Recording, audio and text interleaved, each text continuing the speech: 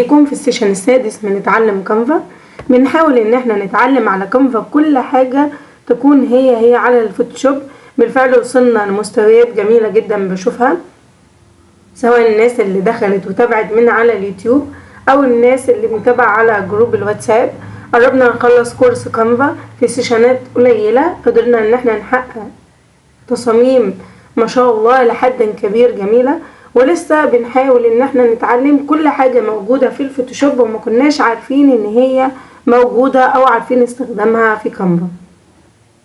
فالنهاردة هنتعلم ان احنا ازاي نظبط او نمنتج الفيديوز، ازاي ان احنا نتعلم نظبط الالوان سواء صور او فيديوز. هنبتدي النهاردة.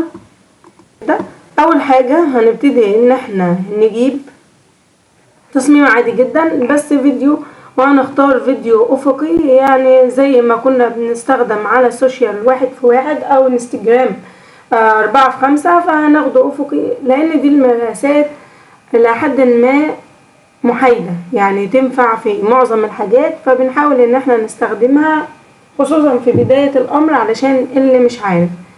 بمناسبة ان كتير على كانفا برو قفل عند كتير منكم، وبحاول ان انا فاصل كانفا برو جديد تقدروا ان انتوا تدخلوا عليه مجاني، فقلت ان احنا النهارده هنشتغل على كانفا العادي علشان ما تحسوش ان في مشكله كبيره عندكم او تحسوا ان كل الابليكيشنز مدفوعه.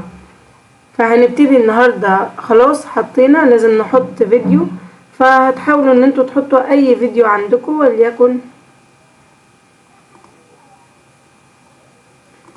فيديو صغير.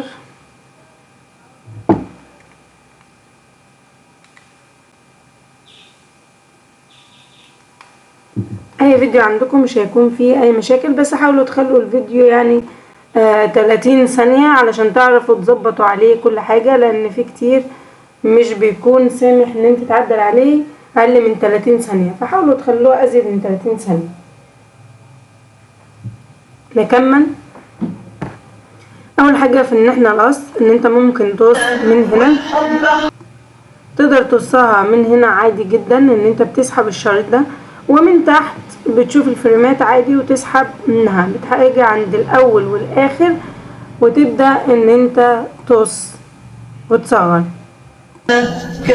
ممكن ان انت تقص من هنا، تبدأ ان انت تقص. حاول ان احنا نعدل. هنبتدي ان احنا نعدل. هو بيديك فلاتر جاهزة ان انت عايز اي فلتر من الفلاتر دي، وطبعا بتتحكم في الكثافة بتاعته. ممكن ان انت تاخده يعني اللي احنا بنشوف في الفيديو بتحس ان هو شكله جميل للدرجات دي، الطبيعة شكلها حلو. احيانا بيكونوا عاملين عليها فلاتر ومونتاج، وخصوصا الفيديوز اللي بتكون نازلة ريلز في اي مكان لازم ان انت تشتغل عليها علشان تفيرل معاك. فنحاول ان احنا نستخدمها، يعني المعظم بيحطوا نخلوها ابيض واسود او شكل الطبع الكلاسيكي بتاع زمان القديم، بيجيب برضو ريتش معاك، بيجيب مشاهدين، علشان كده الناس بتستخدمه. فاول حاجة ان انا ممكن استخدم الفلاتر للفيديوز، وبنيجي من تعديل بنستخدم الفلاتر، بنقدر ان احنا نستخدم الكثافة ونزودها. سرعة الفيديو احنا عندنا هنا الفيديو مثلا 36 ثانية، فانا كل ما ازود سرعة الفيديو حجمه بيقل معايا. زي ما انتوا بتزودوا سرعة فيديو اليوتيوب كده بدل 1:2، هو كذلك سرعة الفيديو بيكون كده. هنا لو هتعمل زوم على الفيديو، زوم ان وزوم اوت، كذلك عايز ان انت تشتغل بشكل ادق فبتكبر الجزء اللي انت عايزه وترجع تاني. في حاجات احنا استخدمناها في الصور، الممحاة السحرية. لو في حاجة في الفيديو انت مش عايزها تبان او عايز تستبدلها بحاجة تاني بعنصر تاني هتحطه، يعني مثلا اللوجو ده على سبيل المثال ده فيديو تيك توك، فانا مش عايز الحاجة دي تظهر معايا، فانا بجيبها الممحاة السحرية وابتدي ان انا اعلمها وتتمسح. احط كابشنز للفيديو سواء تيك توك او anything. يعني انا عملت فيديو فخلاص انا الفيديو بتاعي جاهز وعايزه انزله، بس عايز كابشنز من اللي بشوفها الحلوة احطها على الفيديو علشان الناس تعرف ايه اللي في الفيديو وتندمج معاه. فهاجي عند التطبيقات وادوس كابشنز، هجيب الفيديو كابشنز وهو هيبتدي ان هو يحط لي كابشنز للفيديو اللي هو شايفه، يعني هيستخرج لي الكابشن الملائم للفيديو. فهو بيديك مثلا، بتيجي هنا عند الكابشنز وتبتدي ان انت عايز كابشن او ان هو يستخرج الكلام اللي بيتقال ويتحط هنا. يعني انت عندك في ال AI captions او الكابشنز في العموم ان انت ممكن تعمل كابشنز يتحط فوق الفيديو بالهاشتاج، وممكن تعمل كابشنز اللي هو استخراج الكلام من الفيديو ويتكتب في الجنب. يعني وليكن هنا دي اغنية لعامر منيب، فانت عايز الاغنية تشتغل وفي نفس الوقت كلام موجود هنا، فبالتالي بيكون في كلام موجود هنا. ده بتعمله من الكابشنز، ما بيكونش برو، في الاغلب بيكون مجاني عادي، فتقدر ان انت تستخدمه. ان ده الكابشنز اللي انت بتحطه، بتختار اللغة، بتختار الستايل بتاعه وتبتدي ان انت تحط الكابشنز. وكابشنز الفيديو الكلام اللي بيتكتب على الفيديو واستخراجه من اغاني. يعني هنا حاطط لك لا شيء اروع من غروب الشمس على الشاطئ، حط لك هاشتاج غروب وبحر واستراحة، هكذا استرخاء وهكذا. ان انت تقدر تكتب دول، تاخدهم كوبي بيست اهو، هعمل لك الكوبي، بتاخدهم وتحطهم على الفيديو بتاعك. ده الكابشن. كابشنز الفيديو هو فيديو كابشنز او كابشنز فيديو، بتشغله واللي هو بياخد الفيديو بتاعك ويطلع لك الكلام منه، ويبتدي الكلام يتكتب على حسب هو موجود ايه. يعني زي الفيديو اللي انا بعمله كده، وليكن انا عايزة الكلام يتكتب من تحت او يتكرر وانا بتكلم، عشان لو في كلمة قلتها والصوت مش واضح يكون الكلام مكتوب فانتوا بتقروا عادي، زي الترجمة يعني بمعنى اصح. فدول الفرق بين الفيديو كابشنز والكابشنز. يعني لو انت لسه مش بتعرف تكتب كونتنت كويس يشد الناس ليك، فتحاول تستخدمه، هو احسن شوية من كابشنز ال AI. يعني كابشنز ال AI الخوارزميات بتكون عارفة بعضها، فده بيديك حاجة سيمبل وتنفع. فيديو اب سكيل، الفيديو بس حاسس ان الفيديو مبكسل ومش كويس، فتبتدي ان انت تحط الفيديو على اب سكيل ويرفع لك الكواليتي بتاعته لشكل معين، لدرجة ان هو ممكن نرفعه 4K بس. يعني خلينا 1080 كويسة، وتبتدي ان انت ترفع الجودة بتاعته، تربط الحساب بتاعك عادي. بس للأسف يعني ده برو، فلازم لما تحمل البرو تبتدي ان انتوا تجربوه، وبيجيب لك الفيديو الاول والفيديو التاني وشوف الفرق بينهم في الكواليتي بتاعتهم. عشان كده قلنا الفرق من الفوتوشوب والكانفا ان تصاميم كانفا بتبان من الكواليتي بتاعتها، زي ما تصاميم ال AI بتبان ان الكواليتي بتاعتها عالية جدا، فبنعرف ان ده مش عاملها انسان. فبالتالي تصميم فوتوشوب بتكون انضف والكواليتي بتاعتها كويسة جدا.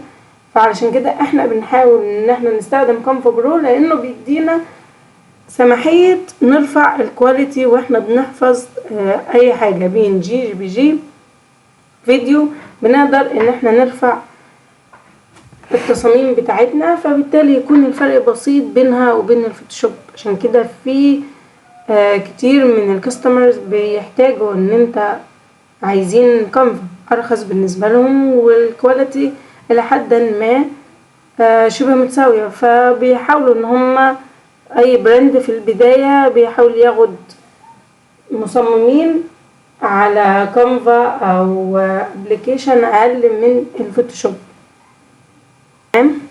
لو انا هحط صورة مثلا،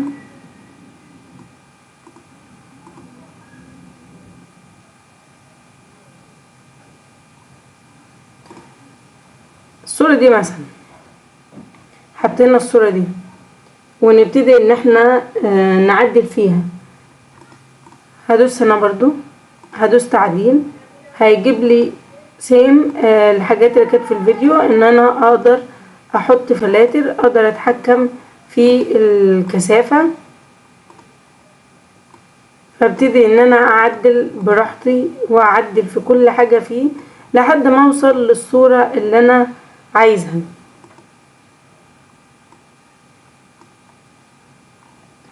ان اي صورة انت عايزها بتقدر ان انت تستخدمها من هنا. دي الفلاتر اللي انت عايز تعدل عليها وتظبط فيها عادي جدا. مزيل الخلفية اللي اخدناه ان هو هيشيل لك الباك ويسيب لك الممثل فقط، وهكذا أداة إنشاء الخلفية برضو كلهم برو. تقدر إن أنت تنشأ خلفية على حسب الكلام اللي أنت بتكتبه. لما قلنا إحنا بنديله برومت مناسب، بنديله الكلام المناسب وهو يبتدي إن يعدل لنا على الصورة، فابتدي إن أنا أعدل من هنا. كذلك هنا لما قلنا بندوس تعديل على الفيديو، فبتقدر ان انت تظبط الالوان. يعني هو بتدوس ضغط في الاتنين سواء صورة او فيديو. هوريكم برضو لو صورة بقدر ان انا اتحكم في درجة الالوان.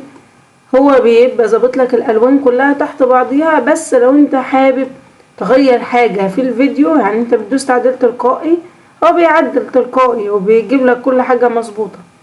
بس لو انت حابب تعدل اكتر او مش مقتنع، فبتبتدي ان انت تعدل في السطوع، في التباين، حاجة تبان عن حاجة، في الظلال.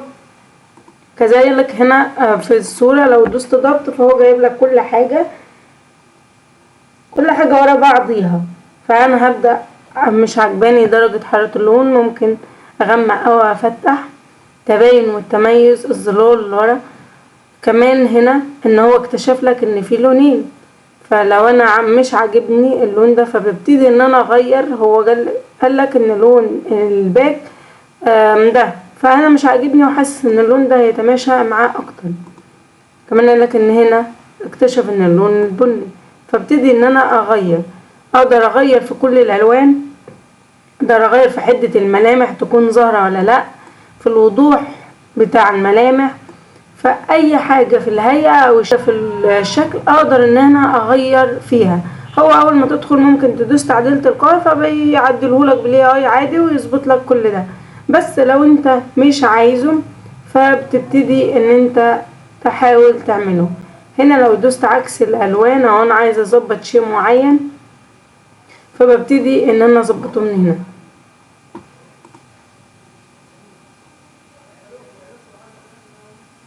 هنا النقر لو انا عايز وليكن عايز دوست على هنا وعايز اغير الوانه، بس يعني انا مش عايز اللي ورا البان، فببتدي ان انا احدده واغير الالوان.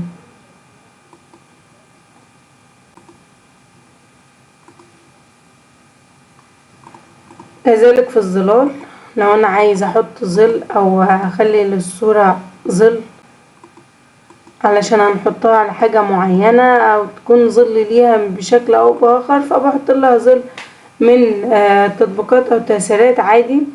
بحط لها يعني ايه تركيز بوري. تركيز البوري ان انا عايز احاول اخليه يركز على الشخص ان هو يبان اكتر، فما حددش اللي ورا. يعني حددت اللي ورا ملوش لازمة، فانا بحاول على قد ما اقدر اركز على الوجه والشخص.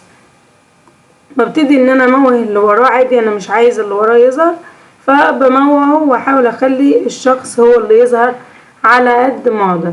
فهو ده التركيز البؤري. كذلك هنا في التمويه لو انا عايز اموه شيء معين، فببتدي ان انا احدده واموهه عادي جدا، فبيبتدي ان هو يموهه.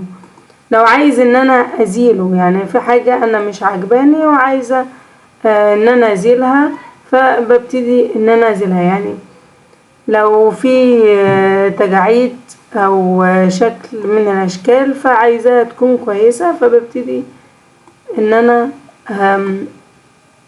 احاول ان انا اشيلها من هنا وترجع شكلها كويس.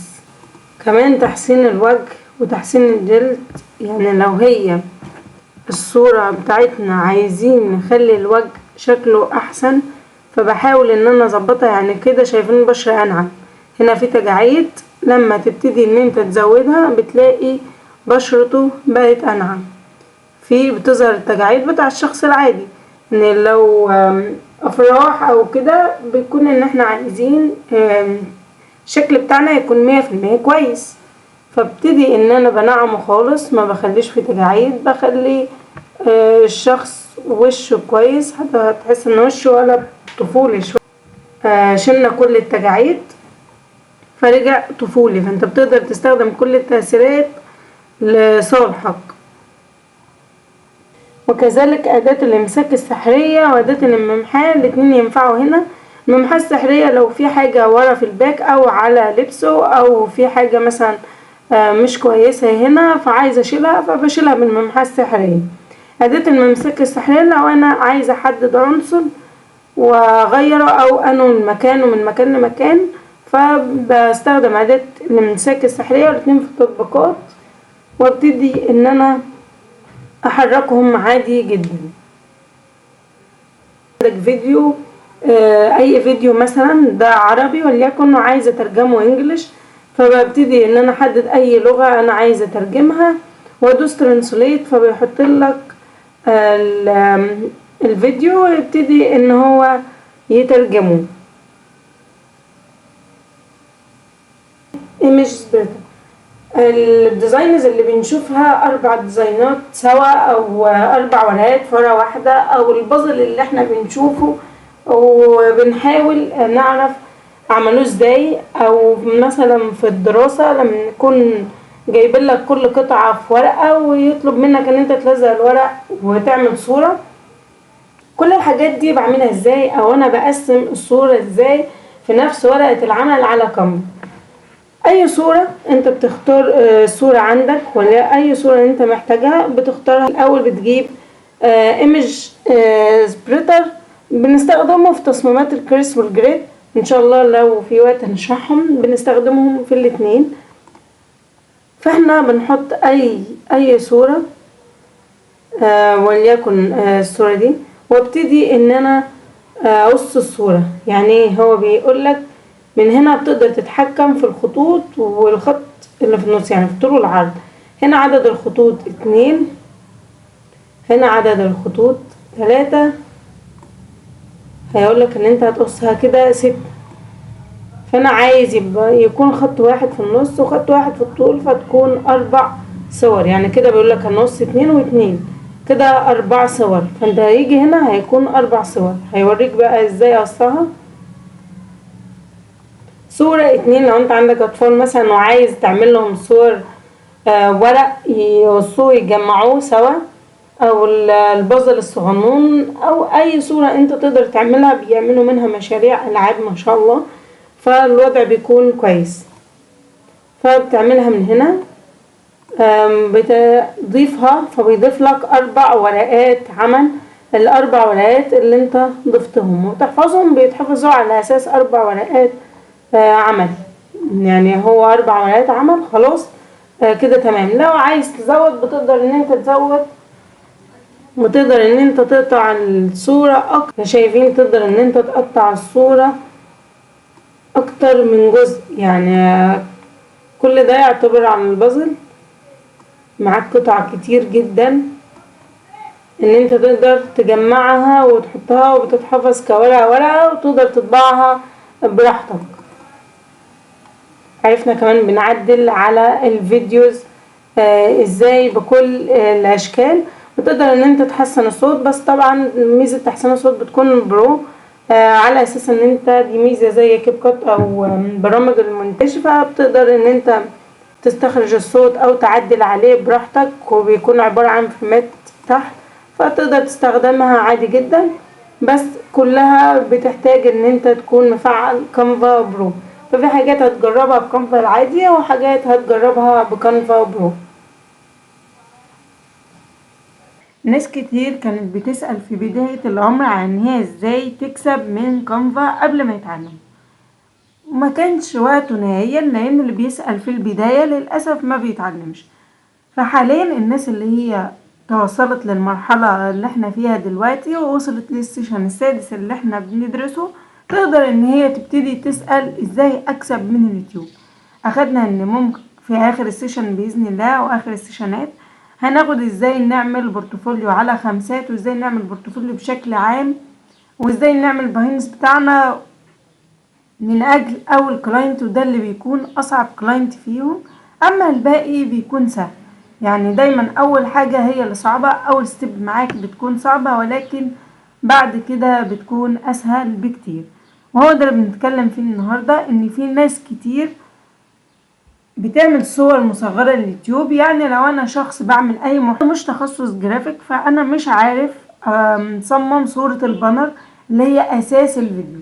البانر لاي فيديو هو اللي بيجذب الكلاينت او بيجذب المشاهد ان هو يشوفك، ان هو يفتح الفيديو، فاليوتيوب يرفع الفيديو بتاعك، فهكذا بيتم عملية المشاهدة في اليوتيوب. فناس كتير بتكون محتاجة ان الناس تصمم لها بانر، وعلى كانفا في كتير من البانرات الجاهزة، كتير من التصاميم الجاهزة اللي تقدر تاخد عليها وتعدلها بدماغك وتبدأ بيها وفعلا تتشرى وتعجب العميل.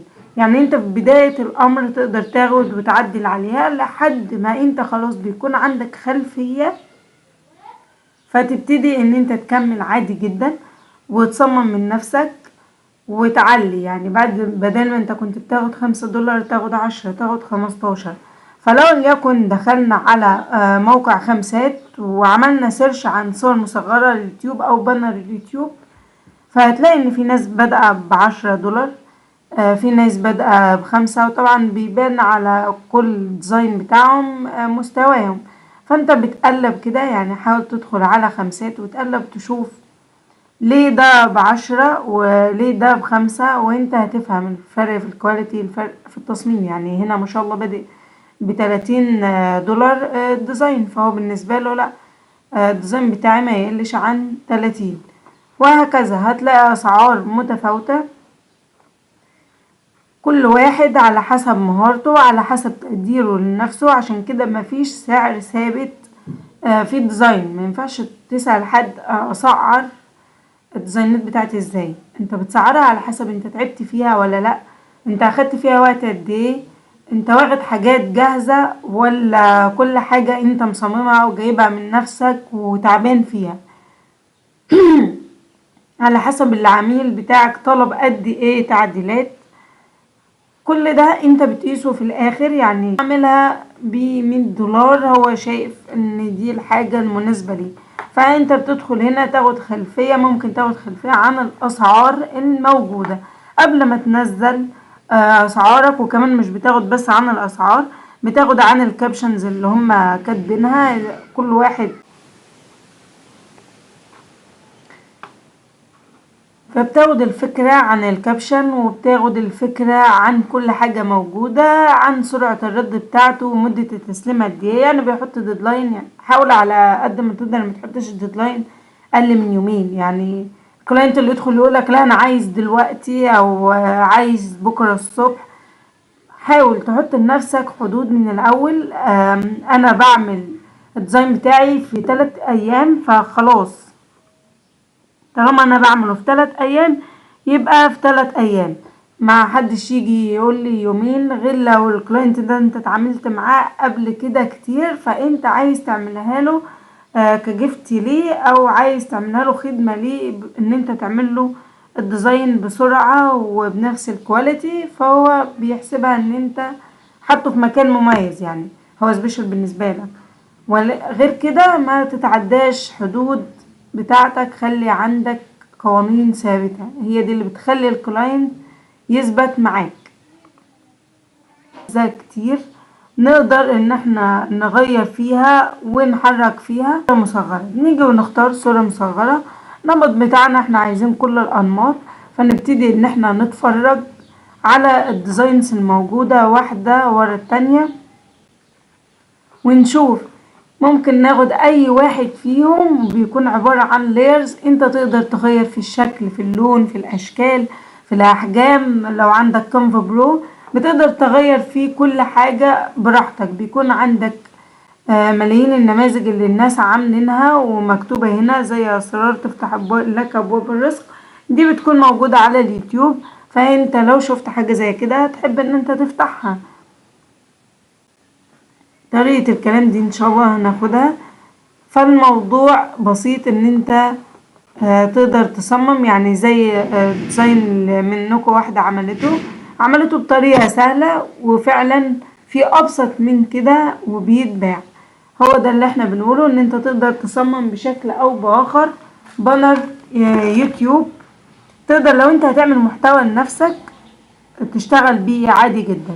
مقاساته بتكون 1280 في 720، يعني لو انت مش عايز تاخد حاجة من هنا وعايز تنشئ حجم مخصص، فبنكتب الحجم المخصص بتاعنا 1280 في 720، هيجيب لك احجام البانر لليوتيوب. طيب، فان شاء الله انا عايزاكم تعملوا بانر لكل واحد، يعمل بانر بشكل مبتكر من دماغه، ويقدر ياخد من هنا حاجات ونماذج بما انها التجربة الاولى. فحاولوا ان انتوا تحطوا مجهودكم في حاجة، وافتكروا ان انتوا مثلا هتحطوها على خمسات كخدمة بتقدموها، او هتحطوها في الباينز بتاعتكم كحاجة صممتوها. فاشتغلوا بشكل كويس وحطوا فيها مجهود. طيب، ودلوقتي وليكن احنا عايزين نعمل خلفية الصور اللي احنا بنشوفها لما يكون شخص هو نفس الشخص ووراه ظله الأسود، فعايزين نعمل حاجة زي كده. فنبتدي نجيب صورة أي شخص عندنا، وليكن دي، ونكبرها. ادي صورة الشخص. قلنا بناخد في التعديلات، فأنا هجيب في التعديل تبين لون واحد،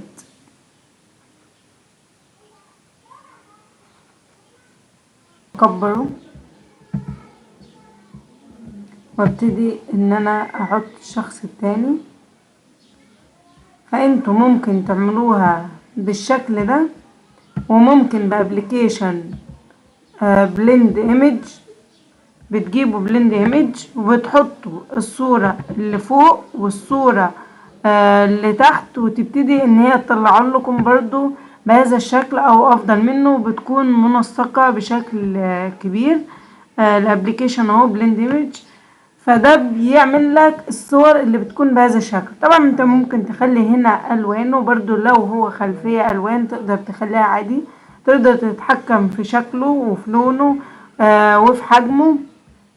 يعني لو نزلنا بهذا الشكل، فبتلاقوا ان انت تقدر تعدل الالوان والاحجام بتاعتها وشكلها بشكل او باخر، ولكن بيكون شكلها حلو في بعض كتير من الصور اللي بنشوفها. طيب، نضيف صفحة تانية.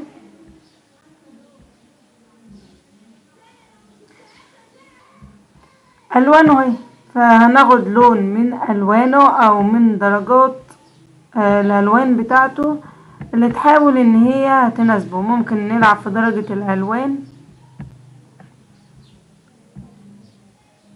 نحاول نخليها اخف شوية عشان تتناسب معاه.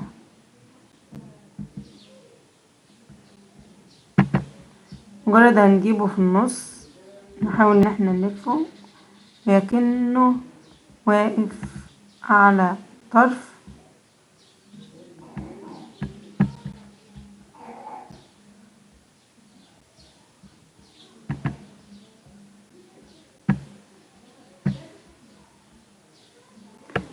نكتب إضاءة أو لايت. عايزين إضاءة ورا الشيبسي، احنا نرجعها لورا بس ونكبرها شوية. ممكن لو هنزيد السماكة بتاعتها أو حاجة، ولكن احنا مجرد ما حطينا الإضاءة وراها فالألوان ظهرت وشكلها ظهر. فمثلا هي بالشطة، فليكن نجيب شطة وفلفل.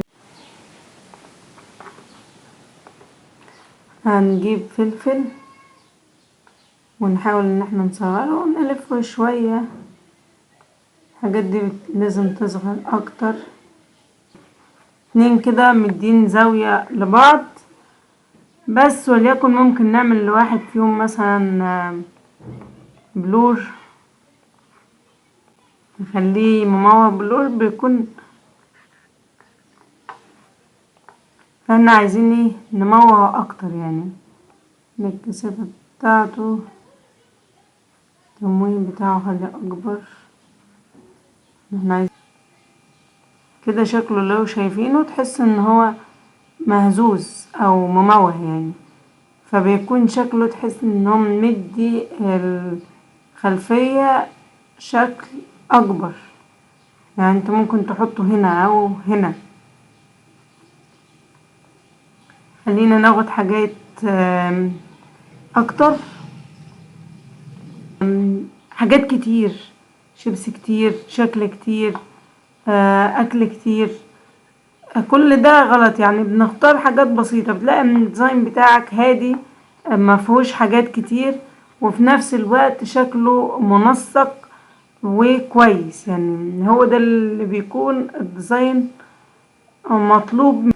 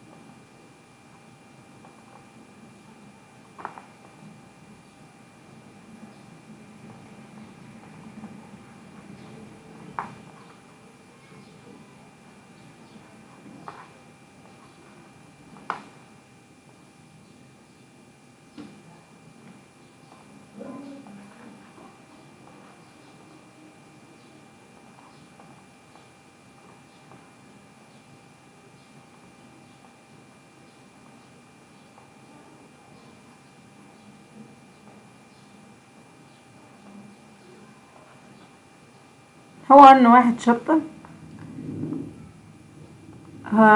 مجرد جبت واحد من فلفل الشطة وعملت له تمويه واهتزاز كده اللي بفضل اقول لكم نحاول نعمله. ما عملتش اي حاجة غير ان اخدت الباك بتاخد من شكله، فمش ناقص غير ان احنا نكتب التكست. فاحنا ممكن نكتب طعم من عالم تاني.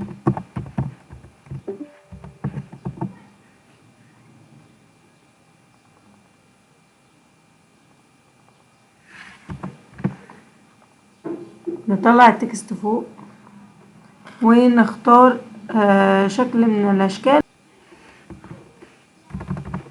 مش هشغل النص، وليكن هنكتب طعم من عالم تاني. اخدنا قبل كده ان احنا ممكن نجيب من التصاميم وحاجة تعجبنا فناخد منها الخطوط، نشوف هنا لو كتبنا مناسب للكلام.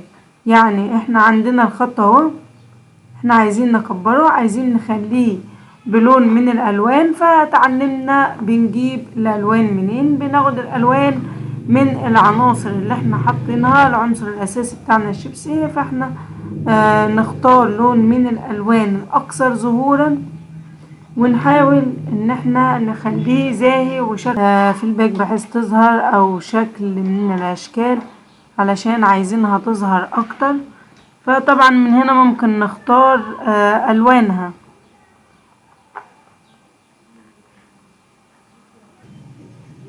ممكن نجيب علامة من الكلام ونخليها ماسكة في كيس الشيبسي، بس هنجيب شادو بسيط ونخليه تحتيها هنا.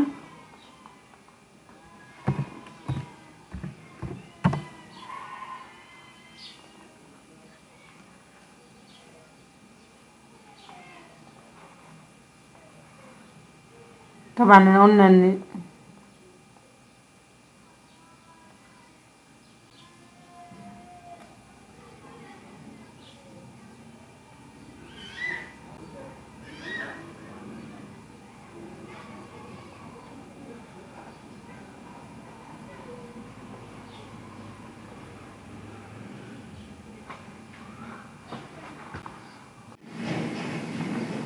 هنجيب شادو بسيط، بس احنا عارفين ان الشادو ما بيكونش لونه اسود. الشادو اللي احنا بنحاول نغير الوانه، فبنختار شادو بيكون بدرجة اللون الازرق، ونختار اغمق حاجة في اللون الازرق ونغير الدرجة بتاعته نخليها اغمق حاجة. فاحنا هنختار شادو بسيط وكأنها طرفها فقط هو اللي محدد عليها، يعني نقلل شفافيتها، يعني حاجة بسيطة كان طرف فقط هو اللي لامس او عادل على الشادو، كأنها واخدة زاوية اللي احنا عايزينها ايه تاخدها بالظبط. فانت حاول تخلي ديزاينز مجرد ديزاينز هادية توصل الفكرة، الوانها مش كتيرة، الوانها بسيطة. وبخصوص الكتابة، تايب كرافت من الابليكيشنات الكويسة ان انت تحاول تعمل اشكال مختلفة في الكلام، وليكن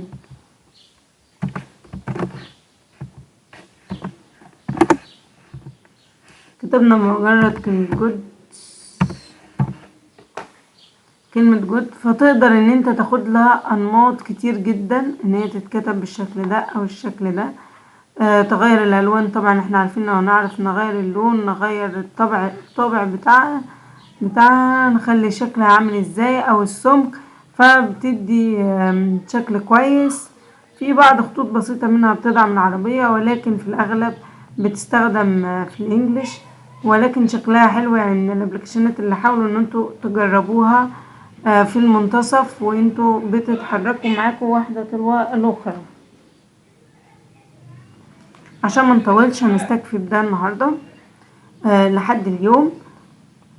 فاتمنى ان انتوا خلاص تبتدوا ان انتوا تشتغلوا على افكار، كل واحد يطلع من الكورس هو محدد هيبتدي محتوى، محدد هيشتغل ازاي، محدد هيكسب ازاي.